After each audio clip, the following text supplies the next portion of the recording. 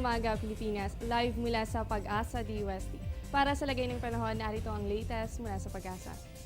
Kaugnay dito sa binabantayan nating bagyo, ang Tropical Depression Esther ay tuluyan na ngang mas lumakas kaya isinailalim na ito sa kategoryang Tropical Storm Esther. Kahapon ng alas 6 ng gabi ay lumabas na ito sa Philippine Area of Responsibility. Samantala, yung kaulapan naman na binabantayan natin dito sa western section ng PAR ay tuluyan na nga pong naging low pressure area. Kung sakali na ito ay maging bagyo, ito na ang magiging pang-anim na bagyo sa taong 2014 at papangalanan itong Florida. Para naman sa ating daily forecast, dulot pa rin ng hanging habagat na umiiral sa bansa ngayon, lalo na po dito sa Luzon. Yan ay magdadala ng heavy rains, partikular sa Batanes, Calayan, Babuyan Group of Island, Ilocos Region, kasama din po dyan ang Cordillera at dito sa may Central Luzon. Posible rin na magtagal ang mga pag-ulan na ito at maaaring magdulot ng pagbaha. Dito naman sa atin sa Metro Manila at sa titirang bahagi pa ng Luzon, asahan pa rin natin yung mga occasional rains, dulot pa rin yan ng southwest monsoon. Samantala, para naman sa titirang bahagi ng bansa, partikular po dito sa Visayas at Mindanao, yan po ay fair weather pa rin. Yan ay partly cloudy to cloudy skies with isolated rain showers or thunderstorms, lalo na po yan sa hapon o gabi.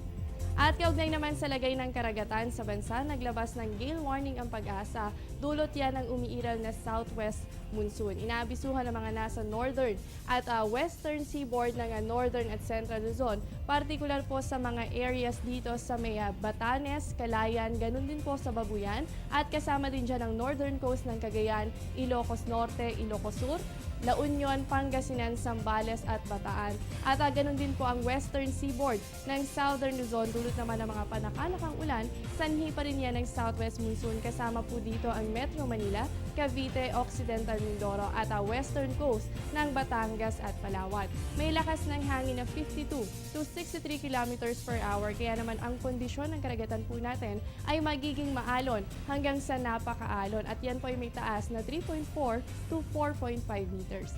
Kaya naman pinapaalalahanan ang maliliit na sasakyang pandagat na iwasan muna ang pumalaot dahil sa delikadong lagay ng karagatan. Samantala, sa aming pagbabalik, abangan ang forecast para sa Naga City. Yan makalipas ang isang paalala.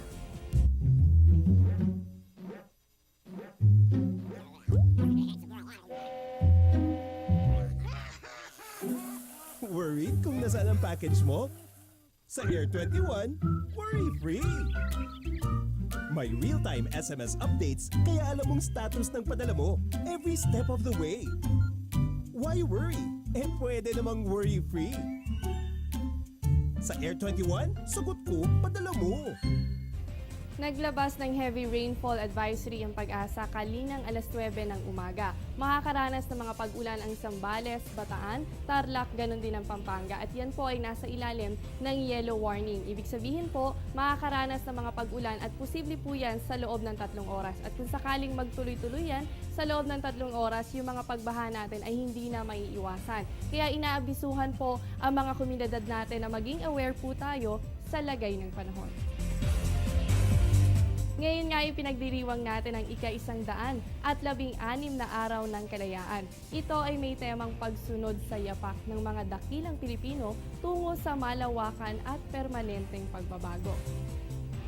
At kaugnay nga dito ay isa ang Naga City kung saan gaganapin ang malaking pagdaraos ng Independence Day. At narito ang forecast para sa Naga City.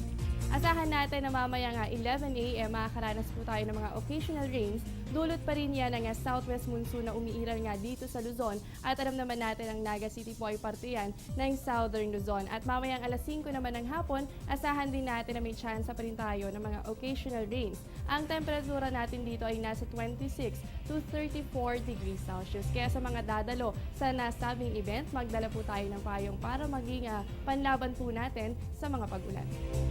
At yan muna ang latest mula dito sa Pag-asa DUST. Manatiling nakatutok sa Panahon TV Express kung saan walang pinipiling panahon ang pagbibigay impormasyon. Maaari niyong bisitahin ang aming official social media accounts and website para sa detalyadong ulat panahon at maaari niyo rin kaming mapakinggan sa DWIT. Ako ang inyong nakasama, ang inyong weather body, Jessie Basco, na nagsasabing walang dadaig sa taong may alam at laging handa. Magandang umaga!